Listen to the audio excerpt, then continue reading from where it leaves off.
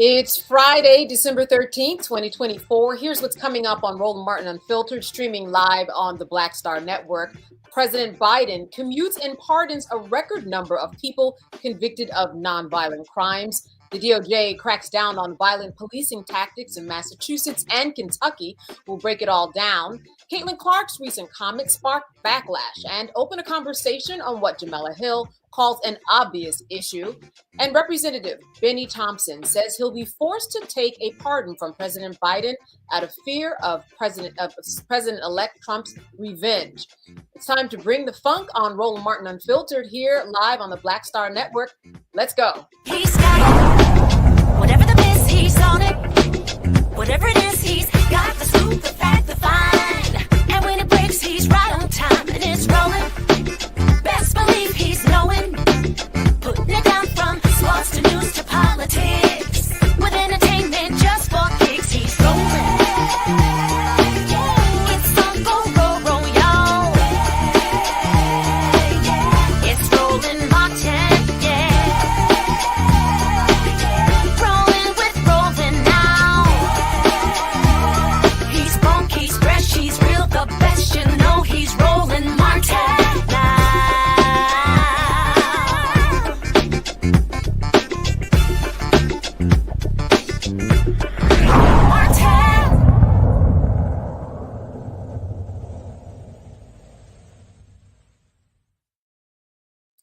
President Biden is commuting the sentences of nearly 1,500 people and pardoning 39 people convicted of nonviolent crimes in what the White House officials call the largest single-day act of clemency in modern history. It is indeed a very big time. I'm joined now by my panel, Michael Imhotep, host of the African History Network out of Detroit, Michigan. Rebecca Carruthers, she's vice president of the Fair Elections Center in Washington, D.C., and Matt Manning, civil rights attorney out of Corpus Christi, Texas. You know, I think that this is really something, Michael, especially when we look at the nonviolent offenders, but such a big number. You know, I've heard people say, you know, he pardoned his son. Certainly he needed to pardon many, many people to show that it wasn't just his son he was worried about. Well, I had no doubt that Joe Biden was going to pardon a number of people. So I wasn't worried about that. I heard people talking about that in the media, and that, you know, first of all, if you thought that he wasn't going to pardon his son after Trump won, you don't understand politics. True. No, Biden said that when he thought he was going to win. Okay, but when Trump won, and then he started nominating these jackasses who are totally unqualified for the job, started nominating people like Kash Patel, started nominating people like Robert F. Kennedy, started nominating people who were the architects of Project 2025, like Tom Homan and things of this nature. So yeah, and I 100% agree with Joe Biden, and anybody whose son was in a position to be further persecuted by somebody like Donald Trump and his quote unquote Department of Justice. And we know Trump has no guardrails on him. Okay. No morals. Anybody who wouldn't save their son is probably lying to you. So this 1,500, this was expected. More are coming also. Biden said more are coming. You have 1,500 who had commuted sentences. These are nonviolent offenders. These were people who were already placed on home confinement during the coronavirus pandemic and have successfully reintegrated into society and with their families, things of this nature. So this is good. More are to come. There were also 39 pardons. Somebody who I would recommend he pardons is Marilyn Mosby. Okay. Right. Former about her. State's attorney out of Baltimore. Also a posthumous pardon for Marcus Garvey. Okay, because Marcus Garvey was deported after he was convicted on wire fraud and mail fraud, and his sentence was commuted, if I remember correctly, but he was deported out of the United States. Marcus Garvey needs a posthumous pardon. Those are the Black Panther Party for Self-Defense, who was still in prison. Assata Shakur, who was liberated and taken into Cuba, she needs a presidential pardon as well. So there are other people who need pardons as well as commutations. You know, Rebecca, I think it's really interesting in that because so many of these people actually were able to prove themselves during COVID. They got out of jail and they worked themselves back into the community and their families. COVID actually proved to be a good thing, a program almost to show what people could do if they were let out, and then were successful in doing so. Well, here's the thing. One thing that we understand about the criminal legal system in this country is that it's ineffective. So having people, especially nonviolent offenders, in prison for decades and decades simply doesn't seek the final aims of justice. It's not just, we know that locking people up doesn't actually rehabilitate either. And it isn't always the disincentive for potential reoccurring offenders. And so, I mean, that's just the first thing here. But of course, President Biden has many other people that he should be pardoning. One thing that I would say, and regardless of president, is that we do need to have a better system when it comes to presidential pardons. Instead of it being more well-heeled people, or if a famous celebrity connects to someone and raises their particular plight, they have the possibility of being pardoned. There are literally thousands of people who are within the federal penitentiary system who should also be considered for pardon. But if we have a better system in order to for those people to be able to either be pardoned or for their sentences to be commuted, it would actually be fairer for everybody. Matt, what do you make of what the White House is calling the largest single day of clemency in modern history? I think it's good. I think it is, consistent with what I've seen even here on the state side, with the state of Texas having passed a law, I think a couple sessions ago, where it gives judges a lot of power to grant clemency. And I think Rebecca kind of started talking about this or alluded to this, but I think one of the things that you can extrapolate from this and really the conversations that we're having these days about clemency is that the overall sentiment about criminal justice and, lock them up, hang them high, so to speak, has shifted. People recognize now that you should not only have the opportunity to redeem yourself and show that, you can be a good person in society and a good contributor to society, but beyond that, the idea that we're just draconian sometimes, we're punishing people for far too long, far too harshly. So I think it's good that the White House has done this. I agree with Rebecca and Michael. I think they need to do it more. And I think especially in the context now, knowing that the Supreme Court is saying the president can basically do whatever he wants, Joe Biden should do a whole lot more of this before January 20th. Michael, I want to go back to you. The types of people that were pardoned. I mean, you went into the fact that other people should be pardoned. Certainly, there are going to be more to come. But what about the who that was pardoned? I mean, we have someone who was part of a scheme to put young people back in juvenile facilities for money. And when we think about what the president said, he said that those people who have proven themselves and responsible being back into the community, it seems, some of them could be a little questionable when you look at the list. Well, yeah. You're going to have people who are questionable. I mean, they were criminals. So, I mean, you're going to have people who are questionable. But anytime you have a president in their last 2 months, 3 months, 1 month, you're going to have different people campaigning, pushing, utilizing the people inside the president's camp to get pardons for their friends, for their family members, things of this nature. So I'm sure if we go through all 1,500 names, there are going to be some people like we say, how the hell did that person get a commutation? Okay. But this happens. So to address your question with specificity, if you're talking about former Luzerne County Judge Michael T. Conahan, I would ask it in that Kids for Cash scandal. He's known as the Kids for Cash judge. We may ask how did he get it? We may ask how did he get a pardon? Okay, I mean not a pardon, commutation. We may ask how did he get a commutation? But with most of these people, they had already served time in prison. He was sentenced to 17 and a half years in prison, and then they were released from prison during coronavirus to serve out the rest of their time at home. So, Michael, here's why I'm bringing it up specifically because of the fact that I know at least one person who did get a sentence that he should not have gotten because of this scheme that the judge was involved in. He died while he was in prison. So we think about nonviolence. Yeah, specifically the judge, nonviolent in terms of carrying that out. But ultimately, it was a violent act that was involved in terms of this person who died in jail. Yeah, sure. So if it was up to me, This is probably somebody who I would not give a commutation to. Okay. But, you know, at the same time, I do understand there are going to be some people just like if Biden gives a commutation to Marilyn Mosby, there are going to be a lot of people who say, why'd you get, he shouldn't have given a commutation to her. So there are always going to be detractors. Now, I disagree with this, but there are a lot of other ones that he gave commutations to who I would agree with. So, things like this happen, but the kids for cash, there are probably other judges out there that are doing the same thing. That needs to be a crackdown on that. That's part of this corrupt system.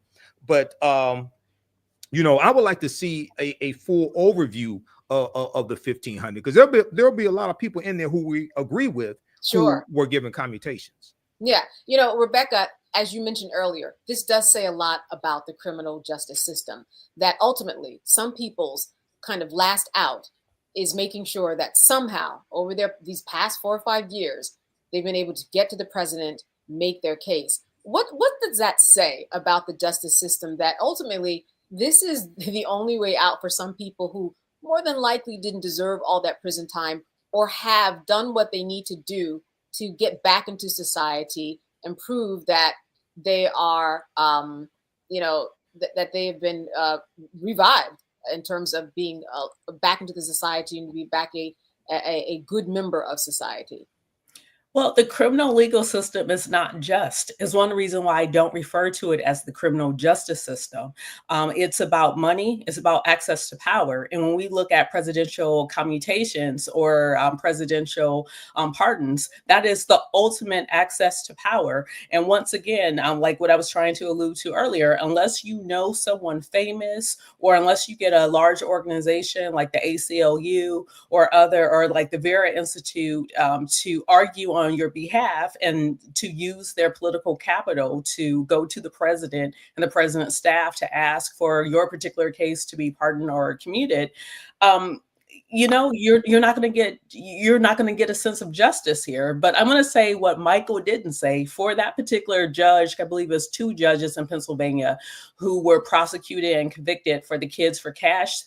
Anytime that anytime there's public corruption, specifically targeting young Black people, young Black men in this country, to throw them in prison for money, that is a problem. That is not someone that I agree with that should have been pardoned or got their sentence shortened. I don't care if they were let out for COVID or not. That needs to be permanently on that person's record. It needs to be a stain. And I will even go further and say, especially for those prisons, whether it's the state prisons or the other prisons that in this country that are for-profit prisons, that is disgusting. So it's one reason why I talk about this whole scheme as the criminal legal system and not actually the criminal justice system. And Matt, let me wrap up with you. Is the process that people have to go through in order to get this pardon, in order to get this type of clemency, what type of process is that exactly?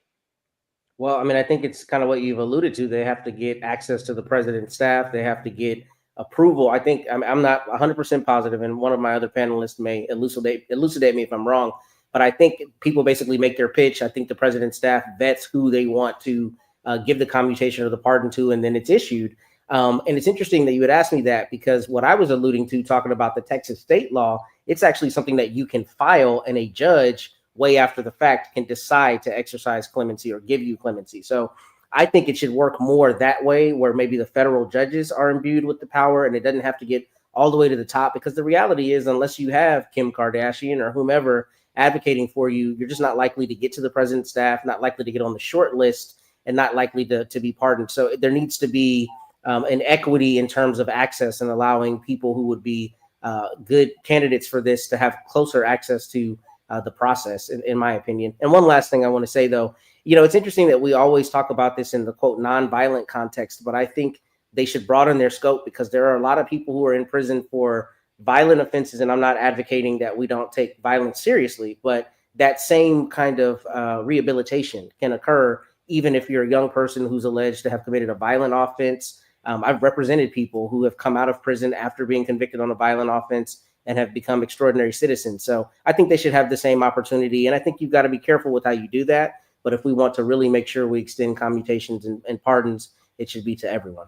Yeah, no, you are correct. Those people certainly are rehabilitated. We see it quite often. We see it in media. We see it in the mainstream. We've seen movies about it. It certainly does happen. What you said was key, and that is equity of access. And with that in mind, I know that we're going to be seeing more of that because more clemency, more pardons, more commutations to come. And when they do, we will be discussing them here. All right. Stay with us. We will be back after the break. You were watching Roland Martin Unfiltered here live on the Black Star Network. Now streaming on the Black Star Network. I had been trying to get a record deal for a long time. You know, when I finally got signed to the Motown record label in 2003, I was 34, 35 years old. And up until that time, I had been trying to get record deals the traditional way. You know, you record your demo, you record your music, and you send it, you know, to the record labels, or maybe somebody, a friend of a friend, knows somebody that works for, you know, the record label. And really, chemistry that was my last ditch effort at being in the music business. How long have you been trying? I've been trying since I was a teenager. Wow. And you know, and I'm grateful that it didn't. I'm grateful that it happened when it happened, because I wasn't prepared, you know, as a teenager to embrace all that comes with a career in the music industry.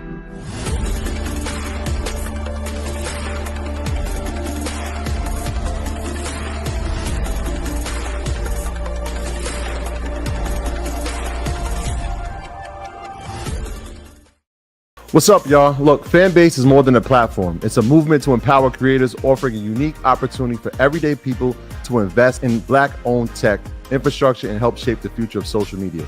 Investing in technology is essential for creating long-term wealth and influence in the digital age. The Black community must not only consume tech, we must own it. Discover how equity crowdfunding can serve as a powerful tool for funding Black businesses, allowing entrepreneurs to raise capital directly through their community through the Jobs Act.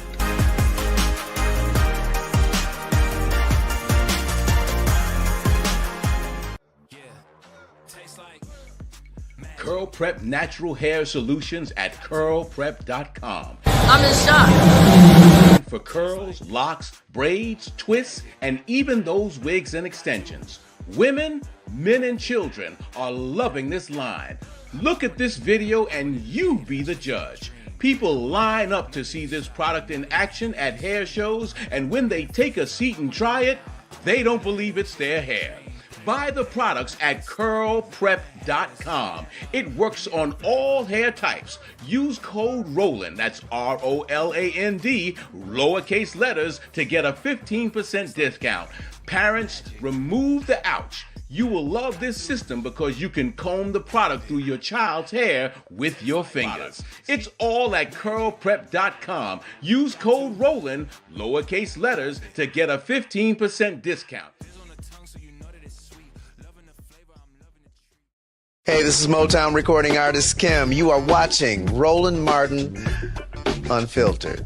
That boy, he always unfiltered though. I ain't never known him to be filtered. Is there another way to experience Roland Martin than to be unfiltered? Of course he's unfiltered. Would you expect anything less? Watch what happens next.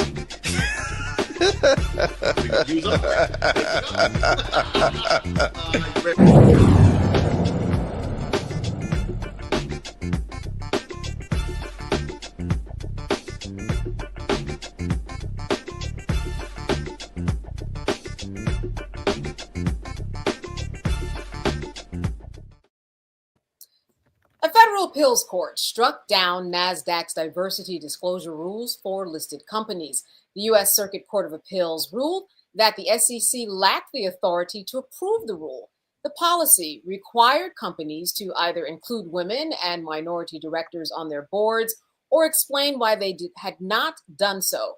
The rule was introduced in the wake of George Floyd's killing, which spurred companies to address racial inequality and promote DEI. Well, you know something? I would say, Rebecca, that this is something I'm not surprised about. When we talk about what's going on in the world of DEI, it seems to kind of follow the pattern of what we've been seeing. But certainly companies know that when they are diverse, they actually make more money. Studies have shown that, Rebecca. Well, we know that when you're looking for intelligence, it has to be diverse. If it's all white, you're not going to have the most intelligent people in the world because you're you are specifically excluding about 90% of the world. When we know the total global population, less than 10%, I believe, right now, is actually white. And so, knowing that, it doesn't make good sense. It does if you believe in capitalism. It definitely hurts the bottom line when there's a lack of racial and ethnic diversity. The other thing is we've seen studies in this country showing the potential trillions of dollars in losses because of racism in this country. So regardless of what our federal courts say, especially when it comes to DEI, regardless of what the incoming administration is going to say in DEI, companies have to look out for their bottom line, and their bottom line is about appealing to wide ranges of wide range of audiences, and not just less than 10% of the entire global population. Yeah, but Matt, here's the deal. We know that companies made promises during COVID.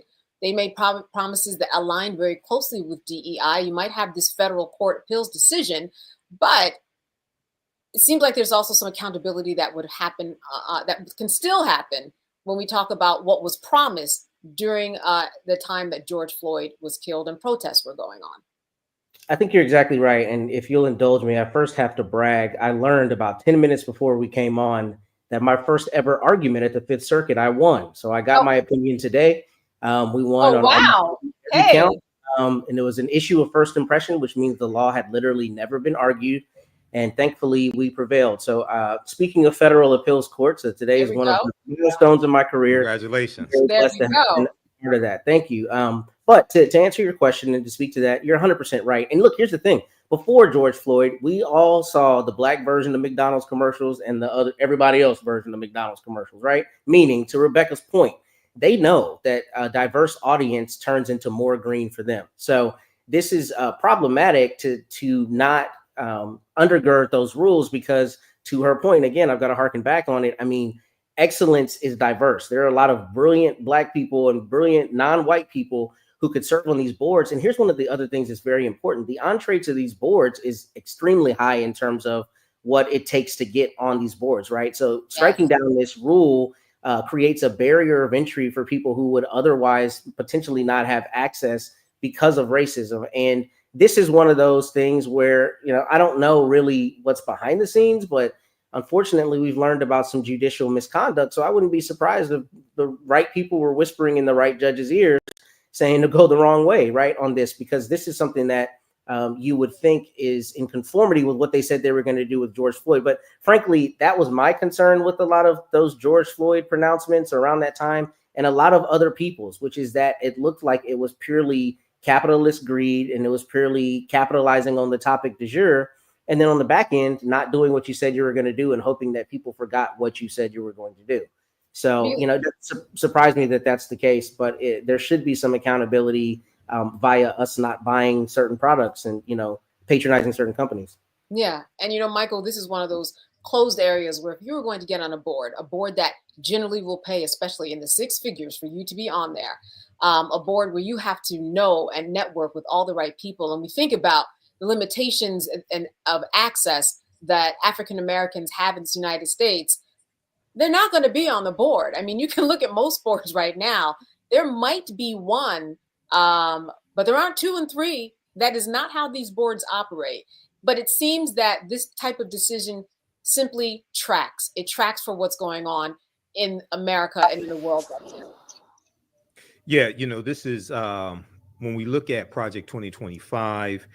One of the aspects of Project 2025, one of the goals is to eradicate diversity, equity, and inclusion, basically at the federal level and federal programs. And this is a continuation of the backlash to the racial reckoning that took place after the death of George Floyd, May 25th, 2020. So we saw various corporations like Walmart make pledges of millions of dollars, tens of millions of dollars, make pledges to make various types of changes, whereas a more diverse workforce, setting up various types of programs, etc. And now we see with Project 2025, we see with Republicans we see this backlash taking place even during the Biden administration, and now that Trump has won and Republicans took back control of the Senate, we continue to see this backlash. We see with the U.S. Fifth Circuit Court of Appeals, it's a majority conservative circuit. Okay, number one, and number two, to your point, when you have these various boards, they don't have this type of rule where these unqualified people can get on these boards, especially if you're African American. Okay, so when we look at these attacks on diversity, equity, and inclusion, and this is the new affirmative action, and this is the second part of the attack. The first part of the attack was the attack on critical race theory, going back to 2022. Notice they're not talking about critical race theory so much now. The buzzword is diversity, equity, and inclusion. When you look at the dismantled DEI bill that was debated in the House of Representatives, in the House Appropriations Committee, I think it was an oversight committee, one of those committees that Jasmine Crockett is on, a couple of weeks ago, you heard all this nonsense that Republicans were talking about attacking DEI and how it's for unqualified people, things of this nature. And you also hear a lack of understanding of history of how we got here as well. So this is one of the reasons why elections have consequences. And your understanding of politics is directly related to your understanding of history. Because if you don't understand history and the laws and policies put in place that brought us to where we are, you won't be able to see these threats when they're coming and be able to take the correct action to stop these threats. You know, Rebecca, here's what I also find most unsettling about this decision. The policy required companies to either include women or minorities or explain why they had not done so. And that is very crucial information in terms of, you know, were they not finding the types of people that they needed to for the board? Or was there something else that was going on? It seems as though this was a rule that not only benefited people in terms of trying to figure out who to bring on the board, but finding out what was the disconnect and not being able to connect with those many, many qualified people that we know are out there. Yeah, and here's the thing, it's going to disproportionately impact white women. So once again, white women has to take accountability for this, because I bet you there are more white women who got those slots than actual non-white people. Because we know when it comes to affirmative action programs, the number one beneficiary are white women because of the clause of women and or racial minorities. The other thing, going off of both Matt and Michael's points, is that this is also what whiteness is. Whiteness serves as a delusion that there is an inherent intelligence by simply being white. There is an inherent superiority or qualification because of whiteness. And we know that not to be true. And what's unfortunate is that requirement to actually articulate why you don't have racial minorities, why you don't have the inclusion of women, was to get people to actually challenge the thought that white is better than everything else. Matt, I'll give you the final word on this. I understand that Nasdaq, there's going to be no appeals. This is it. This is acceptable. This is the decision. I guess that makes sense. Again, it's the culture which we are in. Yeah. I mean, it's one of those things where they're not going to appeal it because it benefits them because they can hook the homies up at this point, right? I mean, so let's just be honest, right? I mean, so it doesn't surprise me that there won't be any appeals. It is yet another slap in the face because, you know, when we went through that period immediately after George Floyd, you know, there were a lot of people who I really highly respect who were like, don't fall for the okie doke. And what happened? Cats fell for the okie doke. And what happened? The okie doke came, right? A la what we're seeing with the rollback of DEI and the all out assault on it, not just the rollback, not just companies choosing not to honor their promises, but an all out assault and people jumping on board with said all out assault. So it doesn't surprise me that they're not going to appeal. But it also doesn't surprise me because it's corporations, or at least in this instance, connected to corporate greed and corporate, I don't know, the corporate oligarchy, if you call it that. And it doesn't surprise me that they're not going to lower a barrier of entry in terms of having rules that democratize and diversify their boards. So I'm not surprised. All right. It tracks. We'll be back after this break. More with Roland Martin Unfiltered when we come back.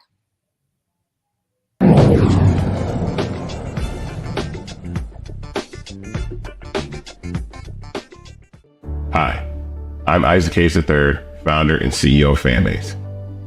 Fanbase is a free-to-download, free-to-use, next-generation social media platform that allows anyone to have followers and subscribers on the same page.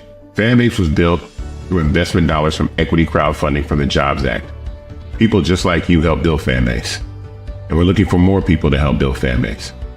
We are currently raising $17 million in a Regulation A crowdfund on Start Engine. We've already crossed $2.1 million, but we're looking to raise more capital from people just like you that deserve the opportunity to invest in early stage startups without having to be accredited investors. So right now, I'd like you to go to startengine.com/fanbase and invest. The minimum to invest is $399. That gets you 60 shares of stock in Fanbase right now, today. And then use Fanbase to connect with friends, grow your audience, and be you without limits.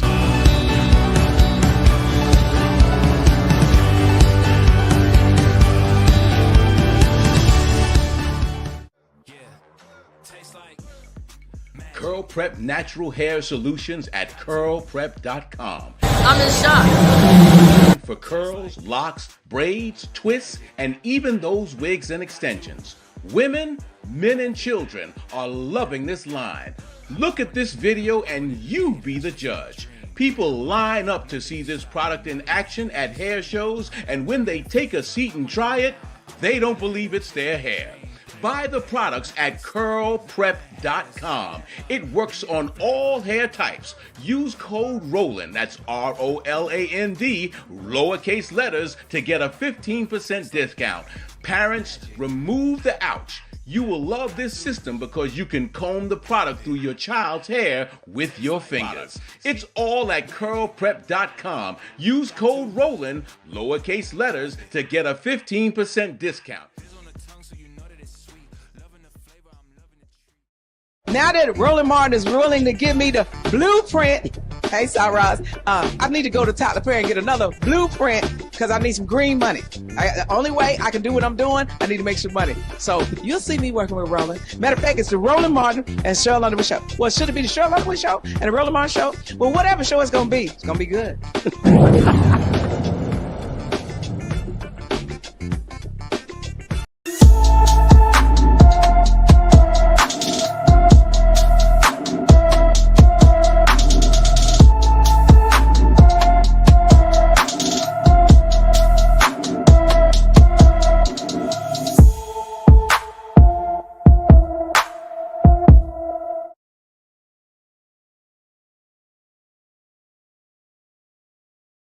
Honest Lavina Bisbee was last seen at her Tampa, Florida home on September 10th, 2024. The 15-year-old is 5 feet tall, weighs 110 pounds, has black hair and brown eyes. Honest was wearing a red hoodie, black jeans, and beige slides. Anyone with information about Honest Lavina Bisbee should call Tampa, Florida Police Department at 813-276-3200. All right, the Southern Association of Colleges and Schools Commission on Colleges revokes St. Augustine University's membership. The decision would strip the school of its accreditation. According to the university, the commission determined that the university had resolved the issues that initially placed the school on probation, except for concerns related to finances. As the university appeals the decision, it will keep its accreditation until the appeals committee makes its final ruling. The university has until February 25th to submit additional financial documentation to the overseeing committee. Well, you know, Michael, this is something that this college has been working towards for a very long time. They just do not seem to hit the mark. I think one of the issues that has come up is really what exactly do they need to do in order to get more support, in order to get more money for the school the same way that other HBCUs do. Yeah, you know, Candace, it's a challenge for HBCUs to many HBCUs to raise money. The more well-known ones, the Spelmans, the Howards, probably not as much, but others it's hard to get them to raise money outside of maybe during homecoming. Okay, so that's even if you go back to the movie School Days, which caused a lot of us to want to go to HBCUs. There was a line in there. There was a couple of minutes where they talked about how alumni, a lot of alumni weren't donating to the Mission College to support it, et cetera, and how we don't support our HBCU. So this is a continued fight now with St. Augustine College. I'm not sure. I know there was we talked about this a few months ago, how there's something like $13 billion or something like that HBCUs are owed from the states, from various states, a total amount from various states over the number of years, where money has come from the federal government for HBCUs, and it has not trickled down from the state government to HBCUs, and there have been various lawsuits surrounding this as well. So it'll be interesting to see if that also applies to St. Augustine College as well. Yeah, Rebecca. The university, I should say. Yes, Rebecca. Michael mentioned something very interesting, and that is the money that has been allotted for HBCUs. We've heard a lot about these huge numbers in the current administration. A lot of people are wondering, why isn't that something that's able to save this eventually? These monies that have been allotted to HBCUs. Well, let's be clear about the money that's allotted to HBCUs. While $20 billion might sound like a large number, it's not a large number when you compare it to $800 billion, right? The way HBCUs are funded, the federal formula is actually in the Higher Ed Act in Title III. That federal formula is different than a predominantly white institution. If HBCUs were funded at the same ratio as predominantly white institutions, then we wouldn't see HBCUs struggling financially the way they do. I think what's unfortunate is that oftentimes isn't talked about. So here's another example. When we look at minority serving institutions, MSIs, that can include a Hispanic serving institution. For a campus to be considered a Hispanic serving institution, I think they might only have to have like 30-35% of a Hispanic population on that campus, but they are still PWIs. So that means a lot of your minority serving institutions, whether it is an AAPI, and that threshold is lower than what you typically see at a HBCU. And then with a Hispanic serving institution, that threshold is lower. So basically what I'm trying to get at these other institutions are funded at a higher level. They get federal funding that they know they're going to get every single year in a way that HBCUs don't. So while there was a $20 billion push that this administration gave to HBCUs, that's not enough. You need reliable, transparent money that you know you're going to get year after year. And then even something that Michael said, even with some of the state HBCUs, we've seen lawsuits in Tennessee, in Maryland, in Florida, where we saw that there was intentionally underfunding of the public institutions that are HBCUs in those particular states. So this is a long-term equity issue with how HBCUs are funded by the federal government. Yeah, Rebecca, I want to stick with you on this. And that is the fact that there have been companies to step up. There was one in particular that said, hey, I've got $70 million for you. Might seem like a lot. That certainly is not a lot when we talk about what it takes to run a college.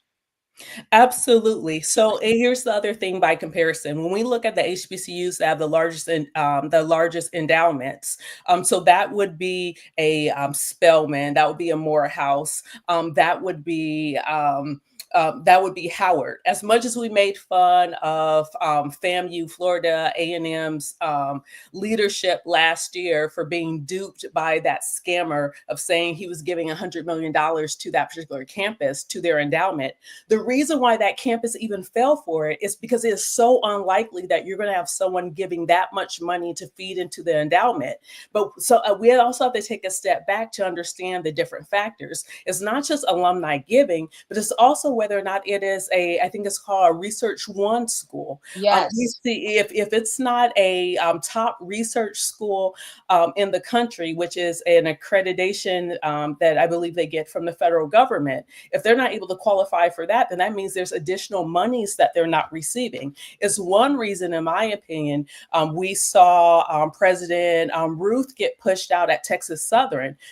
Sorry, not Texas Southern, but at Prairie View, because she actually got Prairie View to start being competitive with some of the white schools with research dollars in Texas. And that is such a game changer, because if that became a R1 institution, that means that's going to increase the number of dollars that they have. It's going to eventually impact their endowment and make that institution a lot stronger. So we have to understand the larger picture as we're talking about some of these money issues and these accreditation problems that some of these HBCUs are encountering because of their lack of resources. Yeah, listen, we've seen Fisk go through problems, Clark go through problems over the year. Right. Matt, you know, the accreditation process and the committee that is overseeing this process, what do you think it is going to take for this school to perhaps come out on the other side as a winner?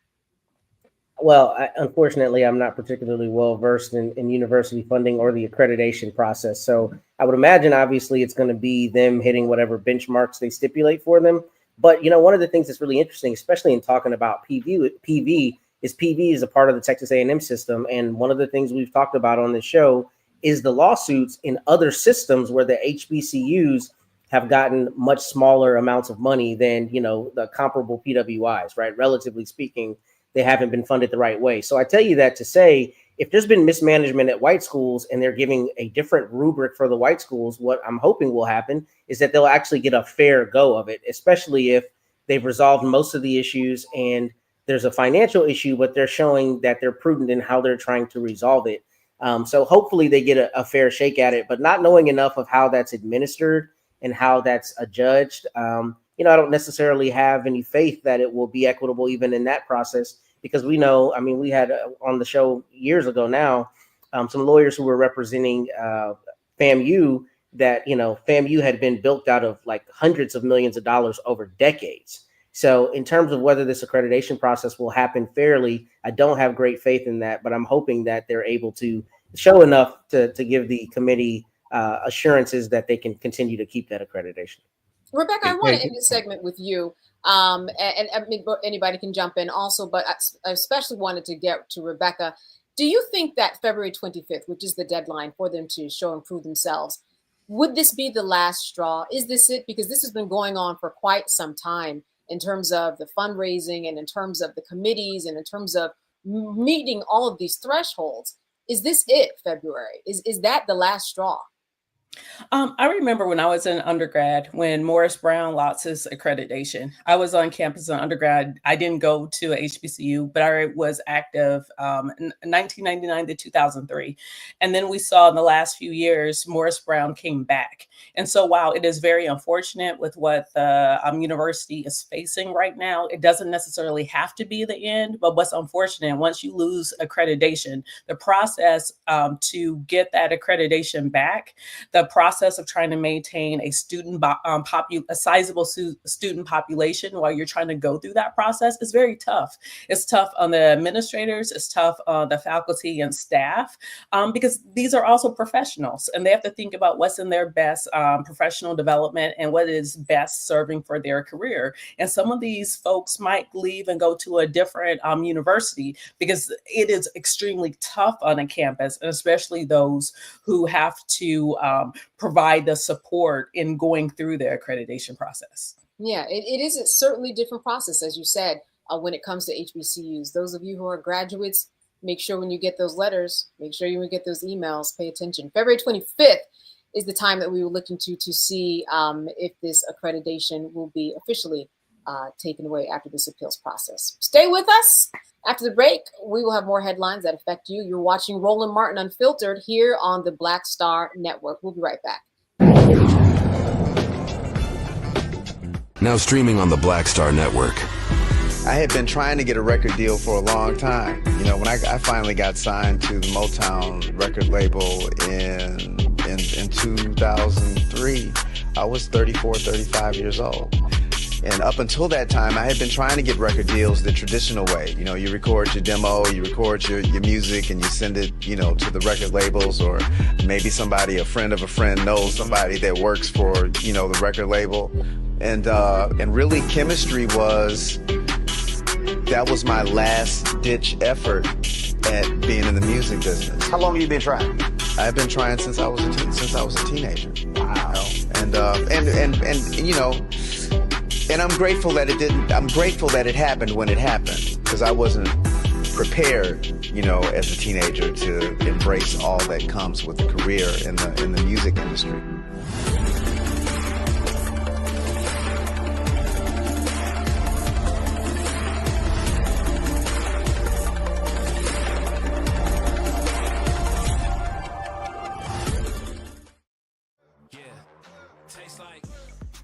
Curl Prep Natural Hair Solutions at curlprep.com. I'm in shock. For curls, locks, braids, twists, and even those wigs and extensions.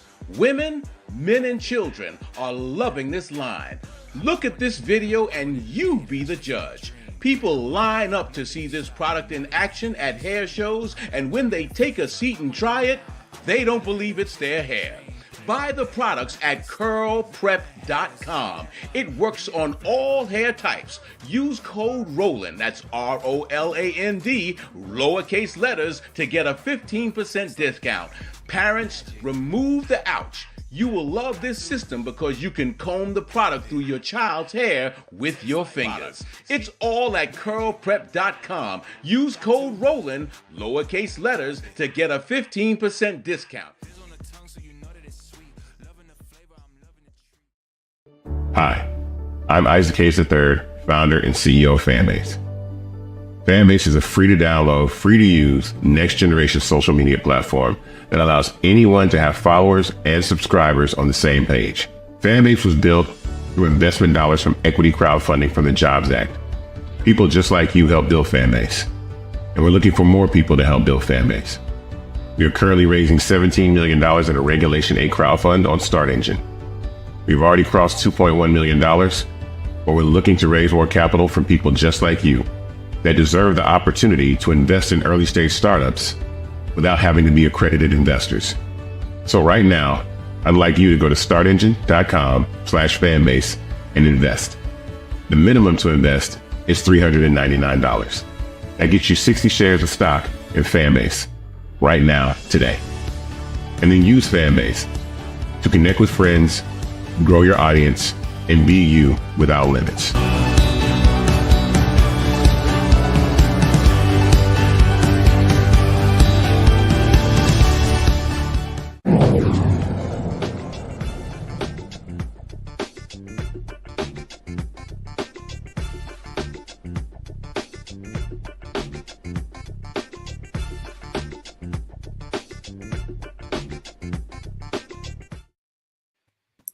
The Justice Department announces that the city of Worcester, they're out of Massachusetts, and its police department engages in practices that violate constitutional and federal rights.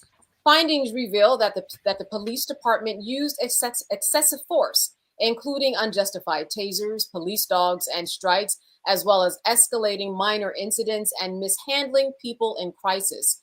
The DOJ also notes that it has credible reports that allege officers committed sexual misconduct, including assault under threat of arrest. Well, Matt, here's another one. Certainly we were not surprised. But I think that when it comes to the police officers dealing with those engaged with sexual assaults, sex trafficking crimes, that's a big deal.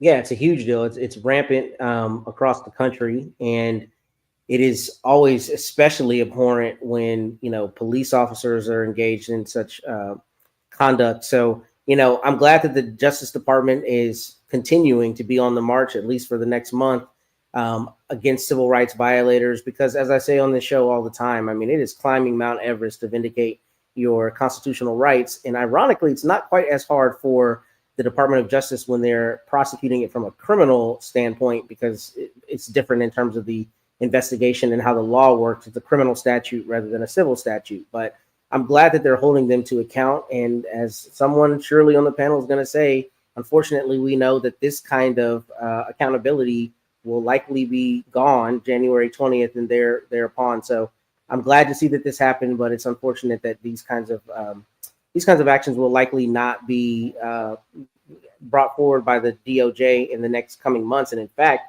we know DOJ is likely to be weaponized against other people. So we should revel in this while we can. Yeah, and this is something that Matt is not just saying based upon conjecture, Michael. We know that this has happened. We know that we've seen this during Trump's first administration, and certainly it's likely that we will see some of the same.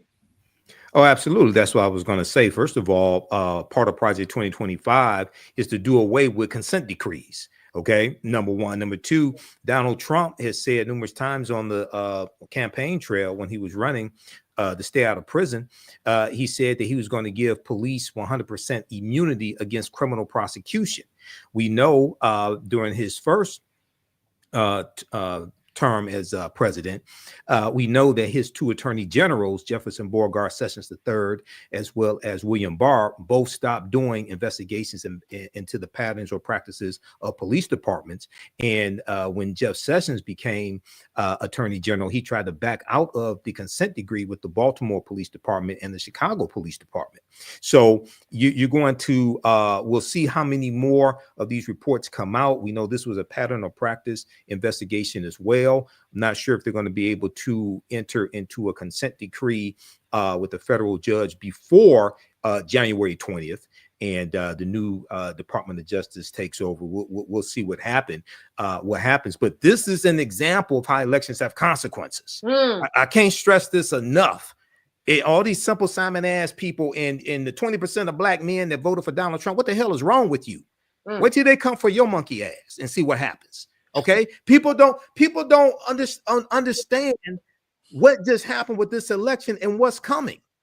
All you and I heard people say we survived the first Trump administration, we'll survive the second one. Why the hell would you want to go through something like that again? There were 3 government shutdowns in the first 2 years of the Trump administration because he can't govern. And Republicans control the House, the Senate, and the White House. They can't govern. Why would you want to go through something like that again? This is going to be even worse. Rebecca, certainly Michael makes a lot of valid points as usual. I think what's very interesting is the timing of this. He is right. This might be on paper for now, but there is no guarantee. In fact, we know what will happen in terms of it being carried out. There's going to be a bookmark. There's going to be a pause in this. I guess the second hour on Friday night is the turn-up hour. Apparently, look, he just started it. Go ahead, Michael. I think it's really interesting when Michael talked about Project 2025. One of the areas where I was out on the road leading up to the election was in Alabama. I was in the newly drawn 2nd Congressional District, bringing awareness like, hey, this is a new opportunity district that was just won through the redistricting lawsuit the year before. And as I was talking to voters about Project 2025, a voter came up to me and was like, Rebecca, we're already living in Project 2025. In a state where there isn't an effective Department of Education. We're already living in a state where law enforcement is doing what they want, and they're not necessarily adhering to federal law or adhering to like some of the directives that the Biden's Department of Justice put out. So saying that, we do have a lot of people in this country who are already living through what we're going to experience at the federal level, what we're predicting to experience with this incoming administration. And so we need to be talking to those folks who have dealt with these type of governors, because we're dealing with that. If Dr. Carr was here tonight, we're dealing with that old school white supremacy.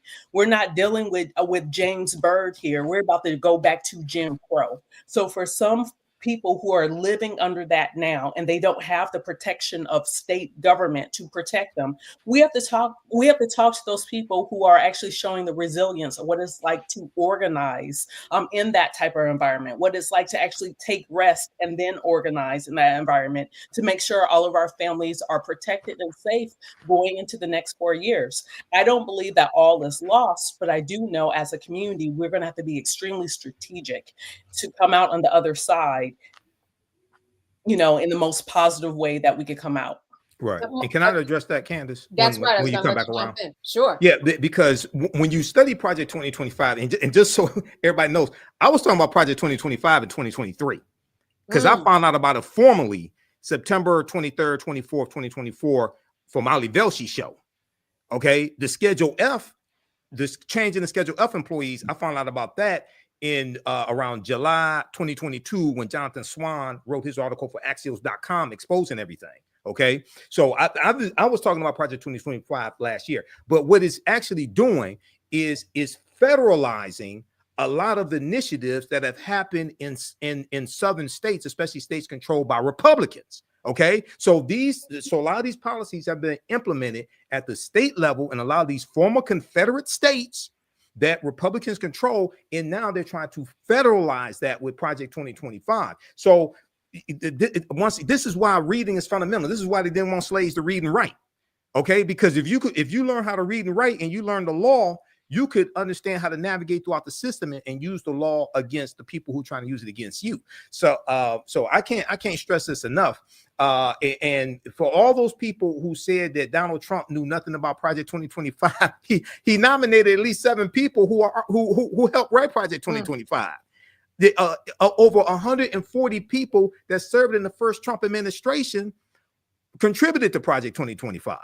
So, and the Heritage Foundation, if you go to project2025.org, at the bottom of the website, it tells you it's from the Heritage Foundation. Sure. So you learn how to connect the dots. Yeah. Matt, civil rights attorney. I'm sure that, you see some of these cases, or you're up close and personal with some of these cases at some level. When we talk about actually just changing the culture of police, have you seen anything that's moved the needle in terms of justice and what is right, in terms of how police and police officers should be acting? Well, I moved it today when I won at the Fifth Circuit or found there out. we go. So no, I'm joking. I had to make it okay, you know what I'm saying? But all jokes aside, I haven't seen anything really that's measurably moved it, except for a good example is Colorado codifying no qualified immunity. One of the big issues with this is a couple things. I'd say first, you don't have often that it's coming out of the officer's pension or his or her pocket. So, money is what moves people, unfortunately. So when local governments and police officers have to pay, when they have to indemnify the officers, when it becomes a financial cost, I think that one obviously moves the needle. But it's also when we have cases like obviously George Floyd, but when you have people who are frankly not just Black people who are being brutalized by the police, I think that at least changes the contour of how people see it. A good example is that white woman in, I think, Minnesota that was killed by a Black officer several years ago. If you remember the cry from that case, Australian woman, people had a much, much, much more pronounced response to that. So that's obviously not to say we want any victims of police violence, but what I've seen in my own career is that there is just a different response to that. So I think those things are the two things I would say readily. And also, it's really interesting because one of the things we haven't really talked about is right now, the furor from the right and from Mr. Trump and all his cronies about being anti-law enforcement. I have not seen yet how that's going to fully metastasize into what's going to happen in the courts. And it's interesting because they play it on both sides, right? Obviously there's a lot of racist vitriol coming out of there, but Kash Patel and some of these other people are talking about the deep state as it relates to law enforcement. So in a roundabout way, I'm telling you, I don't know what's to come. I don't know if that's going to mean on the ground, people like me who are fighting these fights every day are going to have an easier go of it because the person at the top of the government is saying, law enforcement is bad, or whether there's going to be something else. And I don't say that to be foolhardy. It's interesting because that rhetoric is very much the same thing that a lot of people have been saying about police and justice for a long time. And I think it yet remains to be seen what that's going to turn into in this next administration. Yeah, and speaking of this next administration, as we go to break, Michael, when we talk about carrying this out, we're not going to see it in the next administration. I think that's one of the things that's important to remember about the law and connect dots to what you said. You have to vote in order to get the right people to move what you want to in this justice system. Otherwise, you'll be right here taking a break of 4 years to see what the Department of Justice is going to be doing is actually going to be carried out.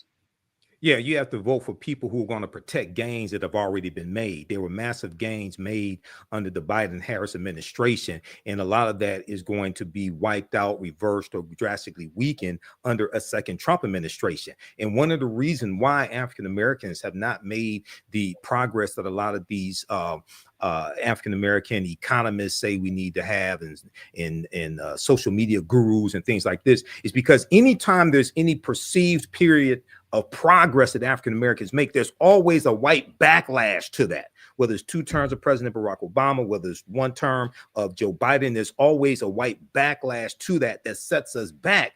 And a lot of people don't see that backlash coming. If we understood history, if we understood history and understood George Wallace, governor of Alabama in the 60s, and understood Richard Nixon, we would have seen Donald Trump coming, because he was a combination of both of them. We would have seen him coming in 2016 and would have stopped him. Okay, so this is why your understanding of politics is directly related to your understanding of history. We need to understand these attacks that keep coming to take us back. They're trying to take us back to the Mississippi State Convention of 1890, where they rewrote the state constitution in Mississippi, imposed poll taxes and literacy tests to suppress the African-American vote. And they said, we came here to exclude the Negro. They said why they were there at the Mississippi State Convention. So And what happened was other southern states adopted what Mississippi did, which is why you needed the Voting Rights Act of 1965, because of what happened in Mississippi in 1890. We have to understand this history and take action. All right, that was last word before the break. Stay with us. We'll be right back after. You're watching Roland Martin Unfiltered here live on the Black Star Network.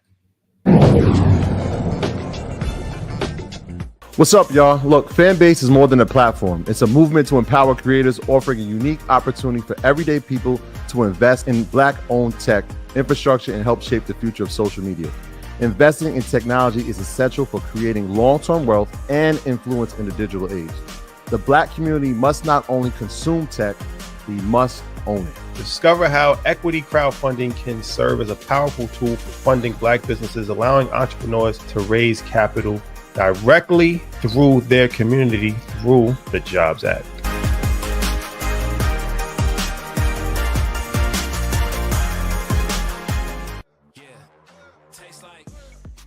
Curl Prep Natural Hair Solutions at curlprep.com. I'm in shock.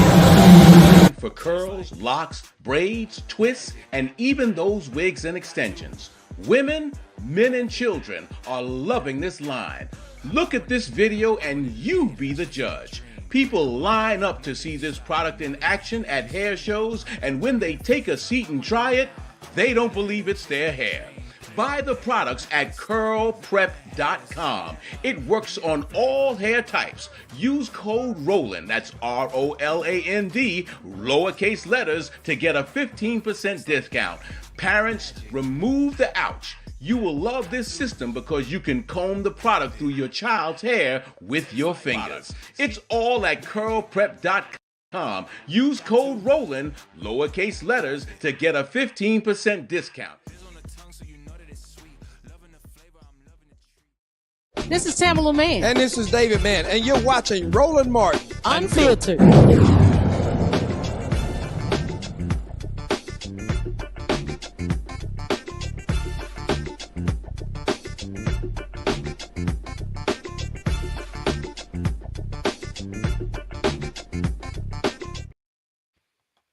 On Wednesday, the North Carolina House of Representatives voted 72 to 46 to override Governor Roy Cooper's veto of Senate Bill 382, making it law. The bill allocates $227 million for Hurricane Helene relief in Western North Carolina through the funds, though the funds will be transferred between reserves and not immediately spent. But it also reduces the authority of incoming Democratic leaders, including the governor and lieutenant governor, and compresses election deadlines statewide by speeding up the processing of provisional and absentee ballots. Well, Rebecca, you can imagine I want to go to you for this one. Often you will have a bill where other issues are snuck in. If you do not read the fine lines, you will never know what's going on here. Some Democratic power being taken away by the Republicans. You know, we were in studio a couple weeks ago talking about this, along with a member of the North Carolina House of Representatives. What's interesting is at the time when this bill was being debated and initially voted on, the provision that was added as a rider amendment to the hurricane relief bill, there were Democrats who supported. I think there was a couple of Democrats who were supportive of this too. The problem here is anytime you have one particular political party who don't like the political outcome, so they decide that mid game they're going to change the rules. What's unfortunate is that usually what we're seeing now that happens on the Republican side, and then the Democrats aren't prepared to punch back. You know, I do a lot of nonpartisan work, but if I was going back to my previous hat of doing a lot of political work, one thing that I would direct the Democratic Party in North Carolina to do is y'all need to make sure you're immediately suing, because you're actually going to have a state Supreme Court that's probably going to want to follow the law and may find that there's different unconstitutional provisions in this power stripping that we see the legislative body trying to do to the executive in North Carolina. I'm not sure if they even if that passed muster with the North Carolina Constitution. So I would, you know, once again, if I was still doing the strong political work, you know, the partisan political work, I would definitely encourage the Democrats to get their acts together and start filing some lawsuits in state court. Yeah, Matt, that's what it sounds like. Start filing some lawsuits with all these little fine print reading that you have to do in order to make sure that your power isn't taken away. Well, you know, as a lawyer, even though I file lawsuits, I'm not necessarily overly litigious, but this being the turn-up hour, I will adopt Rebecca's position and say, file on them, drop that lawsuit first thing on Monday. But jokes aside, I think you do have to take that approach. And also what I think is particularly insidious about this is the way that a lot of things sneak past the general public when they're amended to or appended to a bill that people don't know about. Because my understanding is the rhetoric behind this bill is that this was about giving hurricane relief to people in Western North Carolina, right? That's right. And what they tacked at the end of this bill was divesting the governor and some of the other Democratic, operatives, or rather Democratic people in office of their power. And that is insidious because, unfortunately, the general public is not reading these bills. So they're reading on its face, hey, this is hurricane relief, but it's not even that. It's shifting money between two funds and it's taking power away from the governor. And that is, I think, indicative of a much larger problem, which is that when people get into these state houses and when they get into any representative facet of government, they work for us. We don't work for them. And when they go and they are, running roughshod with ideology and literally taking relief funds away from people, or at least not giving the relief funds they're alleging that they're giving, that's a huge problem. And that is a sign of rampant, ideology. And even beyond that, a lack of accountability to the people you actually serve. So I think lawsuits are a good idea. And I think hopefully watchdogs are taking a look at this and will make sure that the North Carolina legislature is not passing other bills under the guise of one thing, when in fact there's this other thing, behind the curtain. Yeah, Mike, you've got this thing behind the curtain, and the money actually will not immediately be spent. So there are a couple things that are going on here that makes this bill particularly, as Matt said, insidious when you look at all the details and read that fine print. Absolutely. But this is how Republicans play. Republicans play hardball. They play dirty. This is why Democrats have to stop bringing a butter knife to a street fight, like Representative Jasmine Crockett has said in the past couple of weeks. Now, Governor-elect Josh Stein has filed a lawsuit that broke in the last 24 hours or so. I know Josh Stein was on MSNBC last night. I can't remember which show because I watched 4 of them last night. I can't remember which one. And he talked about how they have stripped power away because they were upset about the election results and that he won the governorship. And they also did this back in about 2016 as well in North Carolina. But very quickly, Candace, I want to just give a source. I wanted to reference something when I talked about Project 2025 a few minutes ago. What people have to understand is the actual name of Project 2025 is called Mandate for Leadership: The Conservative Promise. Project 2025. The Heritage Foundation, which was founded in 1973 by Paul Wayrick. The Heritage Foundation has been putting out their policy platform called Mandate for Leadership going back to 1981. They've been doing this for over 40 years. And when you research this, the Reagan administration adopted 60% of the 2000 policy recommendations that the Heritage Foundation made in their first Mandate for Leadership. The Reagan administration adopted 60% of those policies in Reagan's first term. Okay, if you go to the Heritage Foundation's website, heritage.org, they have an article there from January 23rd, 2018, 6 years ago, January 23rd, 2018, called Trump Administration Embraces Heritage Foundation Policy Recommendations. When you read this article, it tells you that in 2017, in Trump's first year in office, the Trump administration adopted 64% of the policy prescriptions that were in Mandate for Leadership from the Heritage Foundation. Now they're telling you, the Heritage Foundation is telling you what they did in 2017. Correct. Okay, so anybody who thinks, and so this Project 2025 is a continuation of those policy recommendations, is just much worse. So we have to understand this, because if you understand how to put these dots together and understand its history, then you understand the action to take. He knows exactly what Project 2025 is. And he's spoken at the Heritage Foundation's conference in 2017. Absolutely. Absolutely. You know, Rebecca, I'm going to close on you. I'm very interested in finding out what you think about Project 2025, in that it has served to be a very, very highly recognized marketing tool, if you will, for Donald Trump's agenda, whether he kind of acknowledges it or not. The word is out there. There is a plan that is written.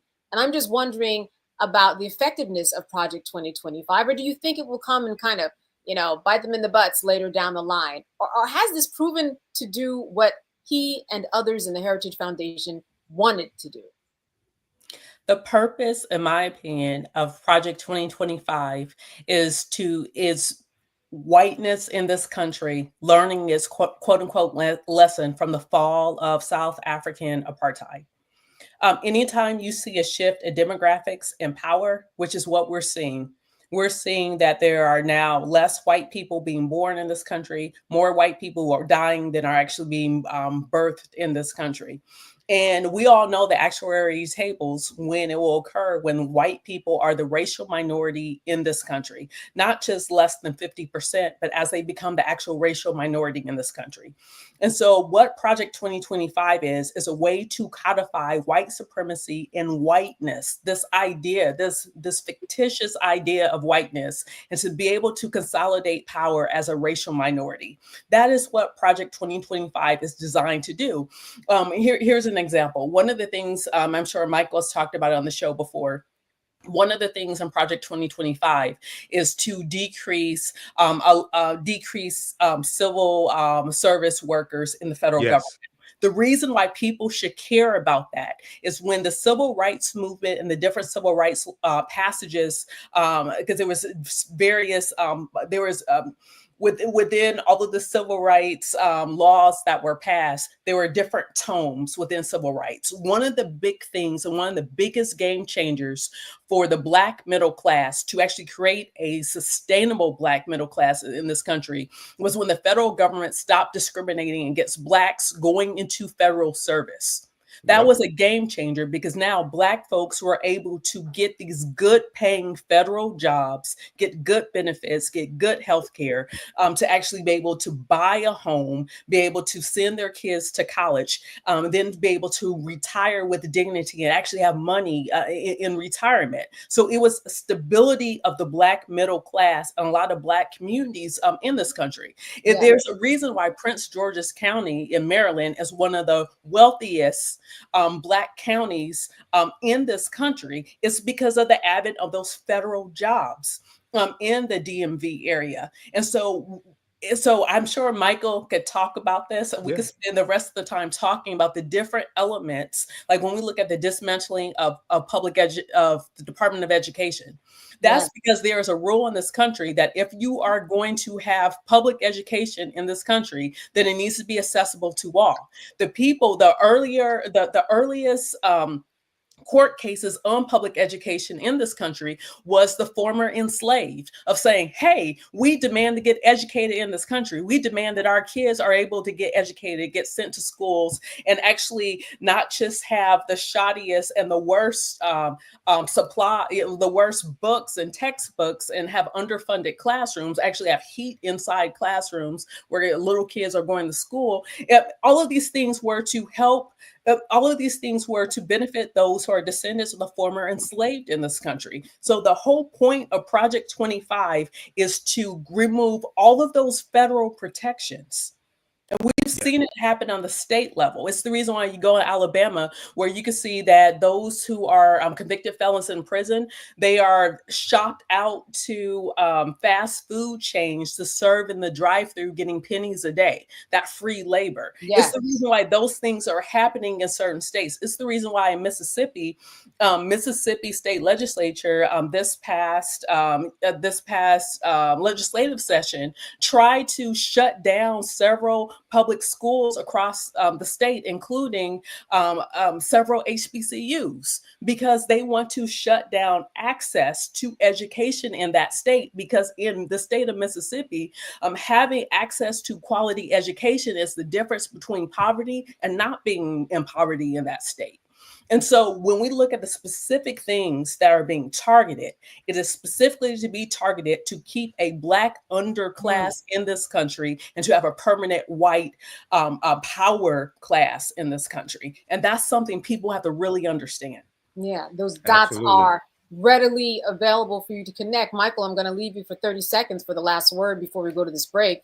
Well, Rebecca is talking about the Schedule F employees, okay? And that is part of Project 2025 to fire up to 50,000 federal employees and reclassify them and fill them with loyalists, Trump loyalists, from a database that they've created of Trump loyalists. Now, Donald Trump signed an executive order in 2020 when he was in office to reclassify those federal employees as Schedule F. He didn't act upon it. They didn't have the database then. Joe Biden in 2021 rescinded that executive order. People don't understand this stuff was brewing in 2020. Right. It was. Okay, 18% of the federal workforce are Black people. So when you start talking about firing tens of thousands of federal employees, who the hell you think they're coming for? We don't understand that we don't understand.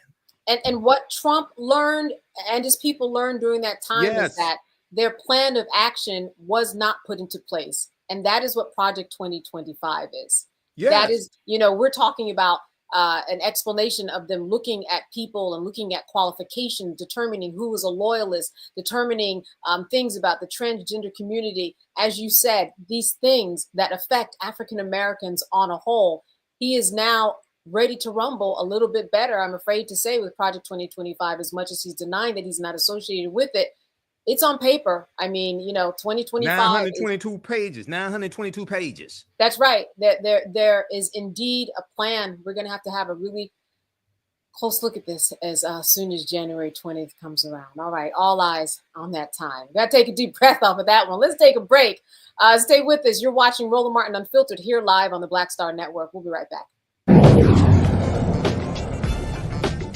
Now streaming on the Black Star Network. I had been trying to get a record deal for a long time. When I finally got signed to the Motown record label in 2003, I was 34, 35 years old. And up until that time, I had been trying to get record deals the traditional way. You record your demo, you record your music, and you send it, to the record labels, or maybe a friend of a friend knows somebody that works for, the record label.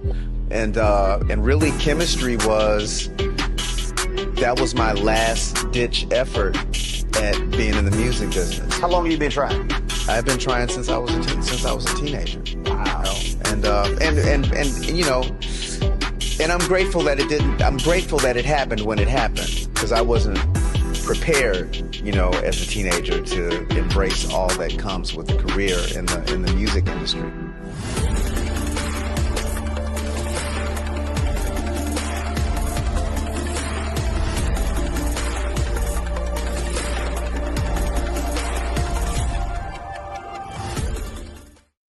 What's up, y'all? Look, Fanbase is more than a platform. It's a movement to empower creators, offering a unique opportunity for everyday people to invest in Black-owned tech, infrastructure, and help shape the future of social media.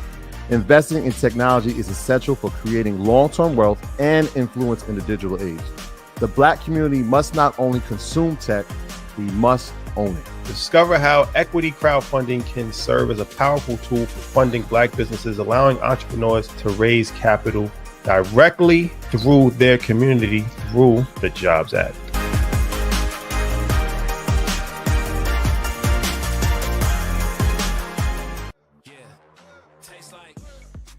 Curl Prep Natural Hair Solutions at curlprep.com. I'm in shock. For curls, locks, braids, twists, and even those wigs and extensions. Women, men, and children are loving this line. Look at this video and you be the judge. People line up to see this product in action at hair shows, and when they take a seat and try it, they don't believe it's their hair. Buy the products at curlprep.com. It works on all hair types. Use code ROLAND, that's ROLAND, lowercase letters, to get a 15% discount. Parents, remove the ouch. You will love this system because you can comb the product through your child's hair with your fingers. It's all at curlprep.com. Use code ROLAND, lowercase letters, to get a 15% discount. I'm Russell L. Honore, Lieutenant General, United States Army, retired, and you're watching Roland Martin Unfiltered.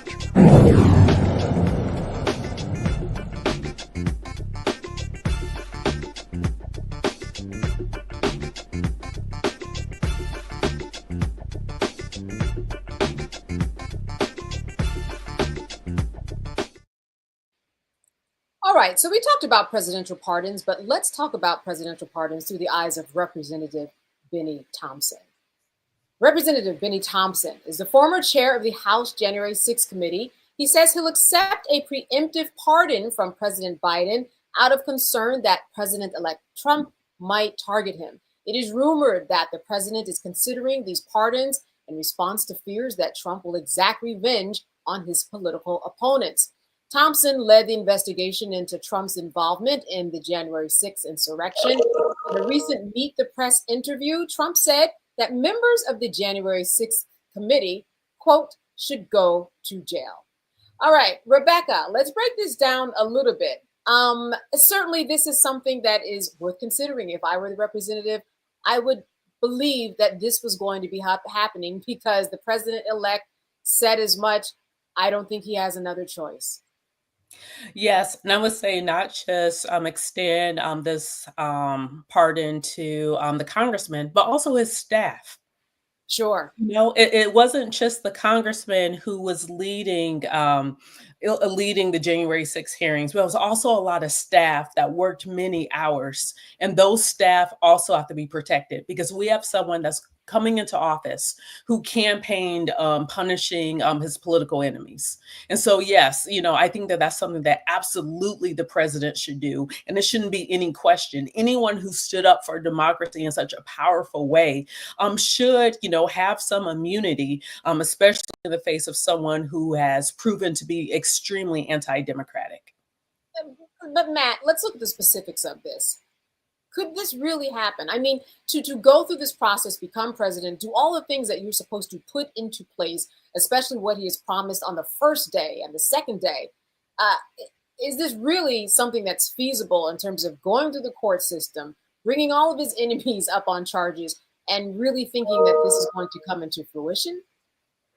I mean, unfortunately, I would say it's possible, particularly if you have a weaponized FBI and DOJ who are given the task to basically be legal stormtroopers and go out and get the people that are your enemies. But it's interesting because you didn't ask me the question I thought you were going to ask that I don't know the answer to, frankly, is whether you can get a prophylactic pardon. That to me seems to be the bigger issue here, really a question of ripeness, right? Because if you look at a pardon or commutation or really any kind of remedial action as it relates to a criminal legal justice system, to use Rebecca's terminology, it's all predicated on the idea that you have been charged or you're being investigated or something else, right? I don't know if a pardon would be effective prospectively. Just because Mr. Trump has said this is what he's going to do, that's not tantamount to Benny Thompson actually facing any charges yet. So that's really what concerns me the most, is the idea that, especially with this Supreme Court, Joe Biden could issue a pardon saying, you know, I am immunizing him from any kind of criminal liability for anything related to his congressional service and the investigation of January 6th. And the Supreme Court saying, kick rocks. We're not going to accept that. It wasn't ripe at the time. There was no pending investigation, no pending charge. And as such, the pardon is without constitutional value. I mean, it's a sad reality, but I would not put it past the right federal court and even the Supreme Court to make that determination. So that's what concerns me more than anything, is whether they will find a way to say this pardon doesn't actually have teeth. So, you know what, here's what's interesting, Matt, two things that I'm thinking about. And that is that if the president puts it on record, that is something that can be used in a court filing, or that when it actually happens, that somehow that court filing, you know, will be attached to the record, or President Biden, somebody from a former administration, become a part of the brief in some way to say that we are supporting this. But you're right. It's not right, because when you pardon someone or when you commute someone's sentence, there's something already on the book that a conviction has taken place. That is a very, very good point. But I do see there's value in putting on record that this is someone that has served his community well, and of course, should be free in the community.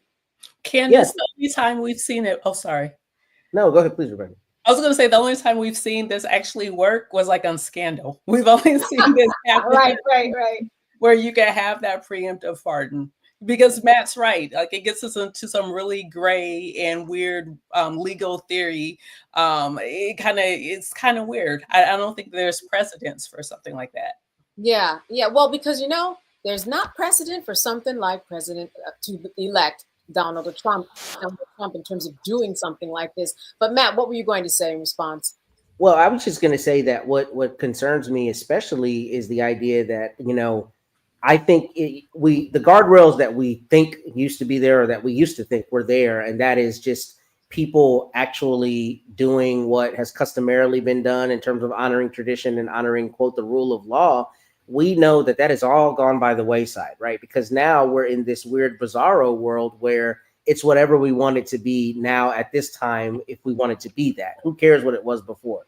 I'm telling you that to say, you would think that as a matter of course, if the sitting president pardoned someone, even preemptively, that you would honor that preemptive pardon. But we don't exist in that reality anymore. And unfortunately, I think that means that even if they do get him and Liz Cheney get a pardon, it's not impossible that the Trump Justice Department is arguing in front of the Supreme Court, or rather the Solicitor General arguing, saying the president at the time did not, you know, the president didn't have the authority to give a preemptive pardon, therefore it shouldn't be honored now. I mean, that's concerning, and I don't mean to be like dystopian in my view, but frankly, that's where we're trending. And that's what concerns me, is that we don't have those guardrails anymore that we at least used to believe were there. Here's a question I want to open up to the floor, and I'm going to start with you, Michael. What if President Biden pardons Trump himself? You know, would that be some type of currency when we talk about what might be expected of him when he goes into office? Well, two things. Number one, if Biden pardons Trump, and I know Representative James Clyburn said he should, and I respect Representative James Clyburn and have defended him against some of the progressive wing of the Democratic Party. But that's dumb as hell. No, he should not pardon Donald Trump. Donald Trump is incited the insurrection. Donald Trump tried to overthrow the government. He sent domestic terrorists to the U.S. Capitol to stop a bicameral session that's mandated by the U.S. Constitution, so he could stay in power. And then he sat there for 187 minutes, as the January 6th Commission tells us. He sat there for 187 minutes at the White House and watched it and didn't do a damn thing. Hell no, he should not pardon Donald Trump. Okay, number one. Number two, and if he did, it's stupid. Now, if Gerald Ford had not have given a pardon to Richard Nixon, many presidential historians, many people who know a lot more about this than I think that would have been a deterrent to Donald Trump. Okay, Gerald Ford gave a pardon to Richard Nixon to heal for the betterment of the country, to heal the country. Sometimes you got to throw people's asses in jail, period. Okay, and Donald Trump is one of them. That's not going to heal anything. All that's going to do is tell the next wannabe dictator, oh, I can get away with this and I can do even more. Secondly, Representative Benny Thompson is absolutely correct to try to accept a presidential pardon. Okay, now whether the Supreme Court wants to accept it or not, we'll deal with that later. But Benny Thompson not only headed up the January 6th committee, but also he was part of a civil lawsuit against Donald Trump, Rudy Giuliani, and some others involved in the January 6th insurrection using the Ku Klux Klan Act of 1871, which came about during the Reconstruction era, which was designed to target Klans members and others who were attacking African-American elected officials, African-American voters, and white Republican elected officials in the South. Okay, that law is still on the books. So there's a lot of animosity that the traitor-in-chief, this wannabe dictator Donald Trump has against these people, including Benny Thompson. So Benny Thompson, I don't blame him for wanting to take a presidential pardon. Sure. Listen, Rebecca, Matt has spoken. He has said, listen, legally, this could indeed happen. Everything is in place. Is there value in a quid pro quo like this in Biden pardoning Trump in an effort to try to save all the people who have been on the January 6th committee, any of the people who have been on his staff, and anybody related that could potentially go down? The Supreme Court said the president can do whatever he or she wants. So if Trump wants to be pardoned, then pardon himself then. Because according to the Supreme Court, he might be able to do that. That solves that. This has nothing to do with Biden. Like, once again, I think this is where the public gets extremely frustrated with Democrats. Why? Why would you waste? Like, there are so many other people that ought to be pardoned. Why? I don't even understand why Clyburn would even go there. It does not make sense. There are other things to champion, and Trump ain't it. Yeah, but you know, in your world, as you know, just politically speaking, we never know what's going on behind closed doors either. We know what we're getting in terms of sound bites of the media and what we think might be going on, but there might be something we just can't even see and don't even know, because it is strange that Clyburn would come forth and say that, because that makes no sense. As you said, the Supreme Court has spoken, and that he has just powers beyond our imagination, and he's going to take advantage of all of them.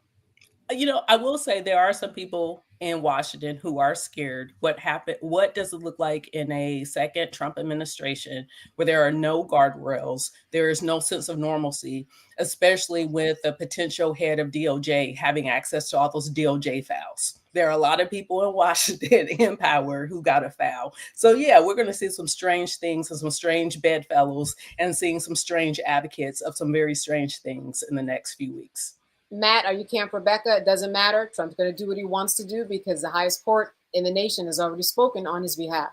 You know, I was trying to find something pithy to say, but I don't have anything pithy. All I'm going to say is Donald Trump is the kind of cat who's going to take that part and say, appreciate that, big homie. I'm going to do whatever I want anyway. It doesn't matter. And the problem is, I think it'll backfire on the Democrats. I think it'll make them look even weaker, because it'll make them look like they are capitulating to a man who is a stated, aspiring dictator. And I think it's a throwaway. I mean, if there's any value, any political value in it, really, I think it's just in, them using the presidential pardon. Frankly, I don't think it moves the needle. I think it moves the needle back. And frankly, that is really a lot of the pushback on Democrats right now. It's just this idea that we look weak and we're not playing this for keeps. I mean, Michael said it earlier. Republicans play for keeps. They play for power, and they don't care. They do whatever they want to do. So I say that to say, I don't think a pardon makes any sense. I think Rebecca's 100% right.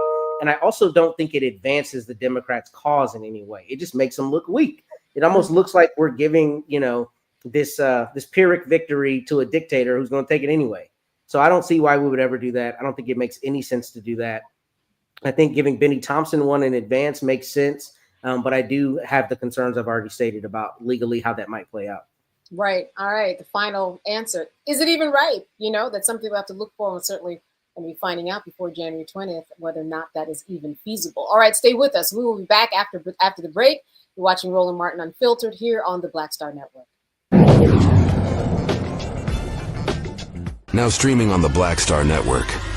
I had been trying to get a record deal for a long time. You know, when I finally got signed to the Motown record label in 2003, I was 34, 35 years old.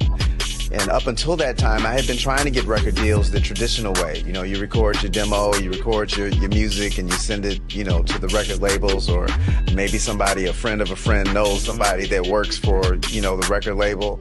And really, chemistry was, that was my last ditch effort at being in the music business. How long have you been trying? I've been trying since I was a teenager. Wow. And you know, and I'm grateful that it didn't. I'm grateful that it happened when it happened, because I wasn't prepared, you know, as a teenager to embrace all that comes with a career in the music industry.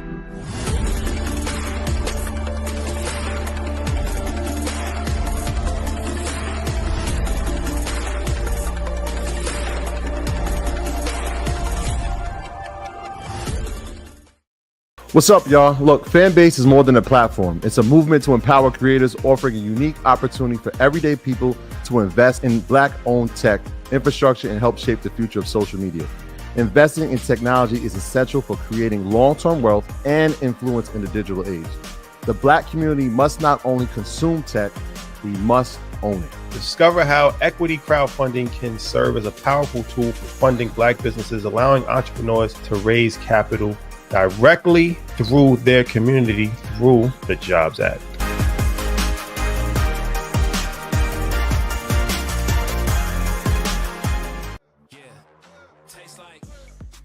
Curl Prep Natural Hair Solutions at curlprep.com. I'm in shock. For curls, locks, braids, twists, and even those wigs and extensions. Women, men, and children are loving this line. Look at this video and you be the judge. People line up to see this product in action at hair shows, and when they take a seat and try it, they don't believe it's their hair. Buy the products at curlprep.com. It works on all hair types. Use code ROLAND, that's ROLAND, lowercase letters, to get a 15% discount. Parents, remove the ouch. You will love this system because you can comb the product through your child's hair with your fingers. It's all at curlprep.com. Use code ROLAND, lowercase letters, to get a 15% discount.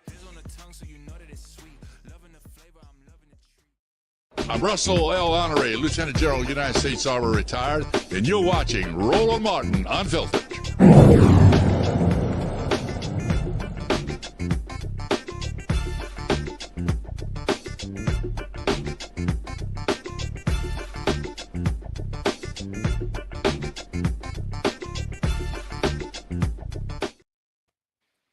All right, so we've talked about police departments and DEIs and representatives in Congress possibly looking for a pardon. We're going to end on a little bit of a lighter note now. We're going to be talking about Bryce Mitchell, featherweight Bryce Mitchell. After winning his fight, Bryce Mitchell was asked at a press conference about his previous criticism of Elon Musk. He stood firm on his ground about the SpaceX founder, saying, in part, "Well, I think that time will prove me correct. Time will always reveal someone's true character. And if you put that man in a position of power, his true character will be revealed." Let's just put it this way. He has all of the money in the country. He's the wealthiest man in the country, and he wasted it on effing rockets. But he said the word, man.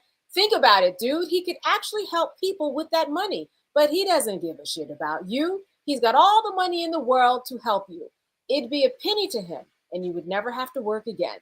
He doesn't give a shit about you, though. He wants to waste it on rockets and waste it on all of these cars that suck.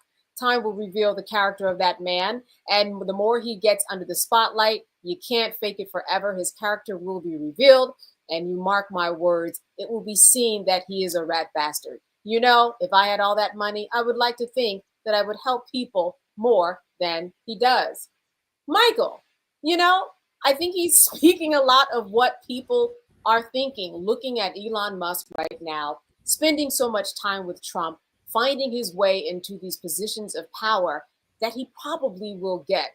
But with all that money, a lot of good he could be doing that really is better than making cars or making rockets, trying to figure out what's going here on Earth. How about starting there?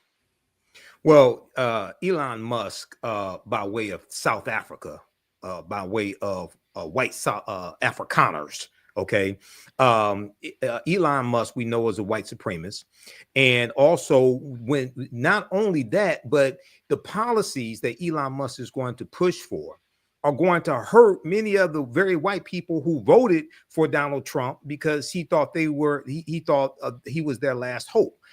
If you go back to an article from 2017 from the Atlantic.com, which dealt with an analysis of the 2016 election, they said that the uneducated working class white people voted for Donald Trump, not because of economic issues, but because of cultural anxiety. They feared the browning of America. They feared that by 2043, white people would no longer be the majority population in this country. Well, and this year we saw turnout for white people increase, and it was at 74%.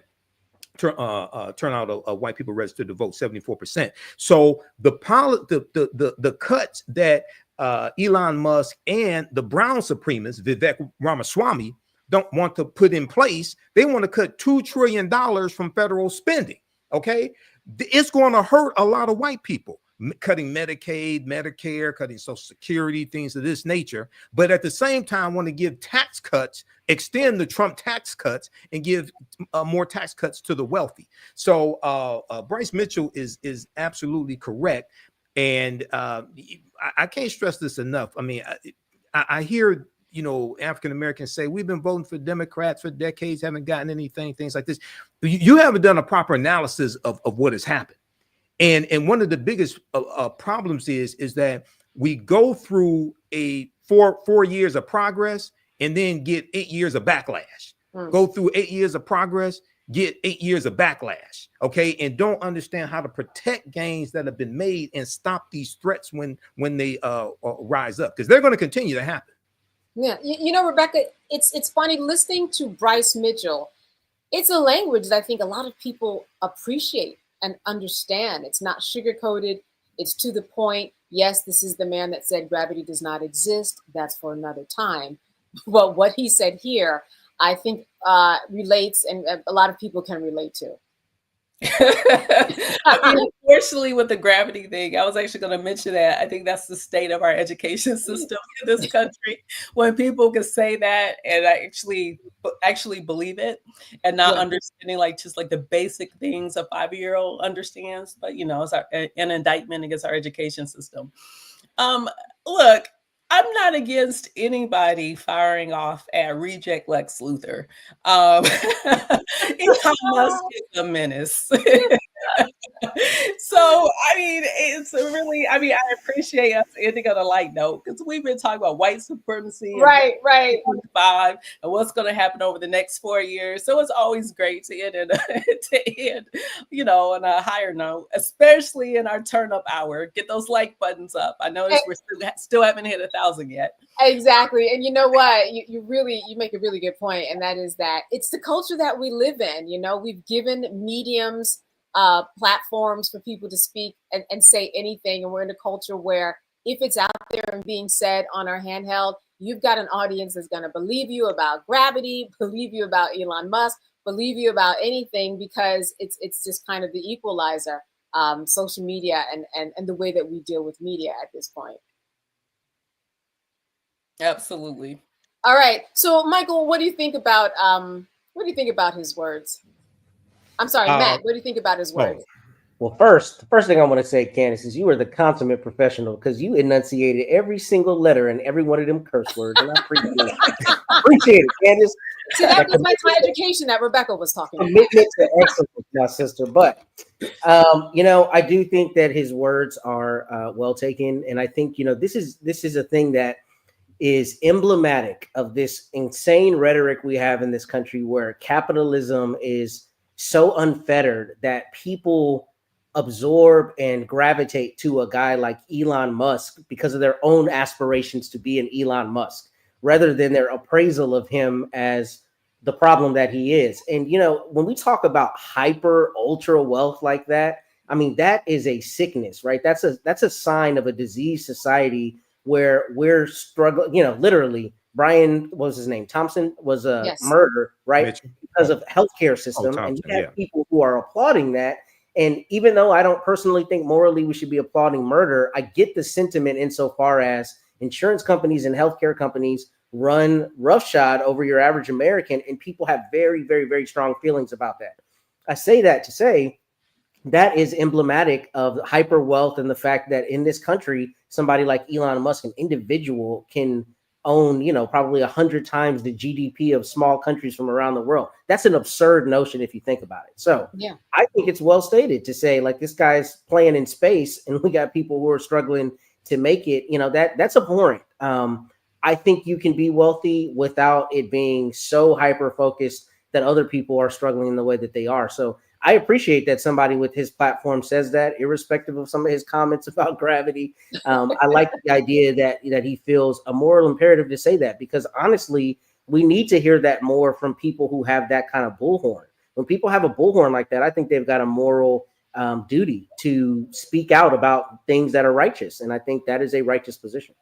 Now, Rebecca, do you think that Elon Musk is going to find his way into a permanent position inside of the White House cabinet, White House, executive staff, somewhere in there? Are we going to see this play out? We've heard about some contention in the headlines that Musk just won't leave, and that Trump is hoping he will go away a little bit because he's overstaying his stay. What is Trump going to do? Like, Elon Musk has made billions of dollars since the election.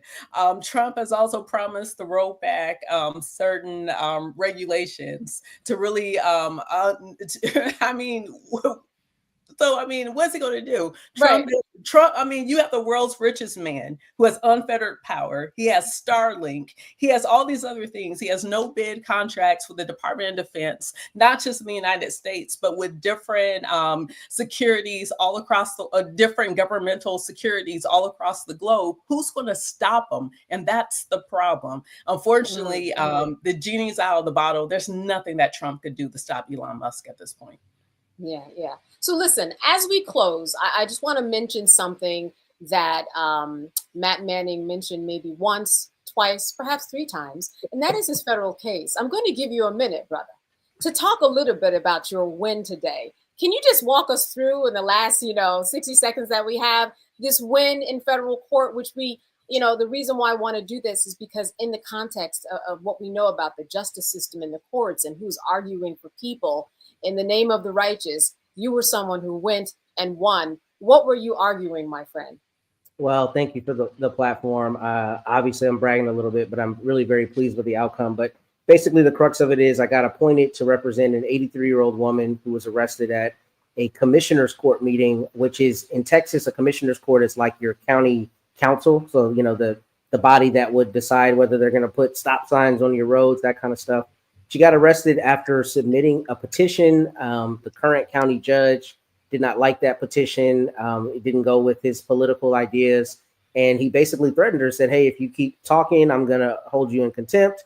He did hold her in contempt. She was held out in the rain for several hours before being booked into the jail and ultimately released. So when I got appointed, the judge allowed me to amend her pleadings because she was actually representing herself and doing a fantastic job.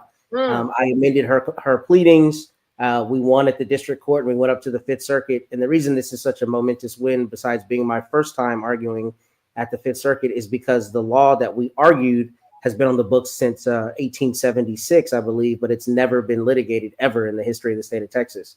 So it was really an extraordinary opportunity for us to not only make the law, but to do the righteous thing, because she got arrested literally submitting a petition to try to force a vote on millions of dollars of debt that the county was trying to saddle the people in that community with. And she stood up and said, I'm not going to let you do that. She got a petition. She got the requisite support, had more than enough votes, but they didn't want to honor that ability to petition the government. And so she attempted to vindicate her rights and did. So there's still some procedural stuff that may happen. There may be some rehearings. They may, try to appeal it up to the Supreme Court.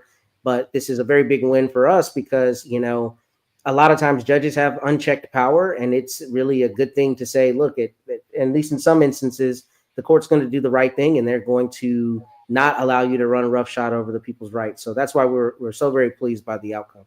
Wow, amazing. Listen, she stood up, then you stood up for her. Congratulations on that. Thank you very much. All right. I love the air horns. I like it. Like a graduation. There we go. That hasn't happened since I've hosted. That was just for you, Mr. Manning. All right. Listen, thank you to all of you. You know, on this Friday night, you could have been doing so many things, but you did it here tonight with us. Michael Imhotep, I'm going to get that name, see. Host of African History Network show out of Detroit, Michigan. Rebecca Carruthers, Vice President of the Fair Elections Center out of Washington, D.C. And Matt Manning, civil rights attorney and someone who won a federal court case out of Corpus Christi, Texas. Thank you so much for being with us tonight. And thank you to all of our viewers. Have a good weekend here from the Roland Martin Unfiltered show on the Black Star Network. Have a good night.